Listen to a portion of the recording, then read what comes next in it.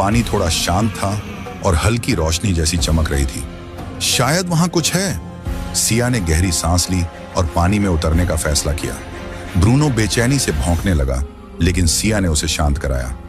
मैं जल्दी वापस आऊंगी ब्रूनो, बस मेरा इंतजार करना। वह धीरे धीरे पानी में उतरी। जैसे ही उसने उस जगह को छुआ, अचानक उसे ऐसा महसूस हुआ कि कोई उसे खींच रहा हो। वह डर के मारे चिल्लाने लगी, लेकिन अगले ही पल वह खुद को एक अजीब जगह पर पाती है, समंदर के अंदर, लेकिन बिना पानी के। सिया ने चारों ओर देखा। वह एक अजीब गुफा में थी, जिसकी दीवारें चमक रही थीं।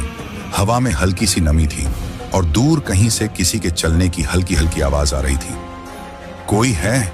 सिया ने धीरे से पूछा। अचानक एक बूढ़ा आदमी सामने आया। उसकी सफेद दाढ़ी थी और वह एक पुरानी पोशाक पहने हुए था। तुम्हें यहां नहीं आना चाहिए था बच्ची, बूढ़े आदमी ने कहा।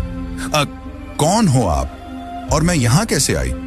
बूढ़े आदमी ने गहरी सांस ली और कहा, यह द्वीप तुम्हें फंसा सकता है, लेकिन अगर तुम चाहो तो इससे बाहर निकल भी सकती हो, पर उसके लिए तुम्हें एक कठिन परीक्षा देनी होगी। सिया के रोंगटे खड़े हो गए।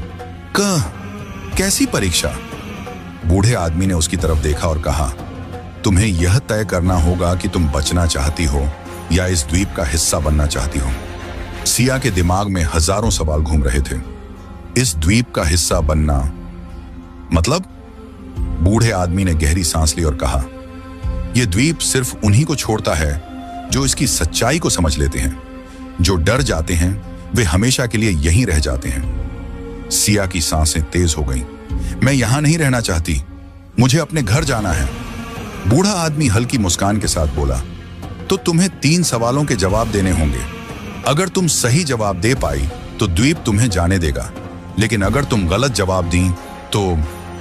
उसने वाक्य अधूरा छोड़ दिया, लेकिन सिया समझ गई कि दांव कितना बड़ा था। मैं तैयार हूं, उसने हिम्मत जुटाकर कहा। बूढ़ा आदमी आगे बढ़ा और एक दीवार की तरफ इशारा किया।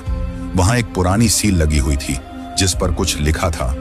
अगर तुम्हारे पास एक नाव, एक चप्पू और एक दिशा है, लेकिन हवा तुम्हारे खिलाफ है, तो क्या तुम किनारे तक पहुंच सकते हो?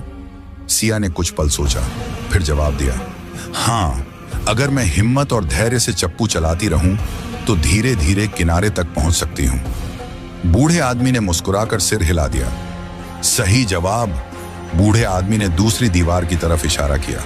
वहां एक और पहेली लिखी थी। अगर तुम्हारे पास सिर्फ एक मौका हो और तुम नहीं जानती कि वह सही है या गलत, तो क्या तुम आगे बढ़ोगी? सिया ने गहरी सांस ली और सोचा, अगर मैं वहीं रुक गई तो मैं कभी नहीं जान पाऊंगी कि मौका